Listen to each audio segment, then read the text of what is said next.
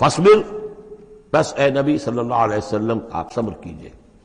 ان وعد اللہ حق. اور جیسا کہ میں نے عرض کیا یہ صرف حضور کے لیے نہیں ہے، حضور کی وساطت سے تمام مسلمانوں کو. تو اے نبی آپ اور اے اہل ایمان تم سب صبر کرو. ان وعد اللہ حق، اللہ کے وعدے پر یقین رکھو. اللہ کا وعدہ سچا ہے، اس کی مدد آئے گی، غلبہ دین کو ہوگا، حق کا ہوگا. لیکن یہ کہ اس کے ابھی بہرحال ابھی اس کے امتحان اور بھی ہیں. تمہارا امتحان تو لیا جائے گا.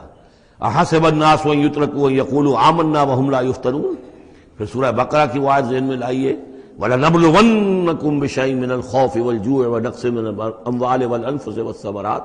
یہ اللہ امتحان تو لے گا، لیکن اللہ کے وعدے پر پختہ یقین رکھو. ان وعد اللہ حق ولا يستخفنك الذين لا يوقنون. اور دیکھنا کہیں وہ لوگ جو یقین نہیں رکھتے تمہیں ہلکا نہ کر دیں، یعنی تمہارے ان کا دباؤ جو ہے تم برداشت نہ کر سکو اور تم پیچھے ہٹ جاؤ، کوئی پسپائی اختیار کر لو. اس کے معنی کیا ہوئے؟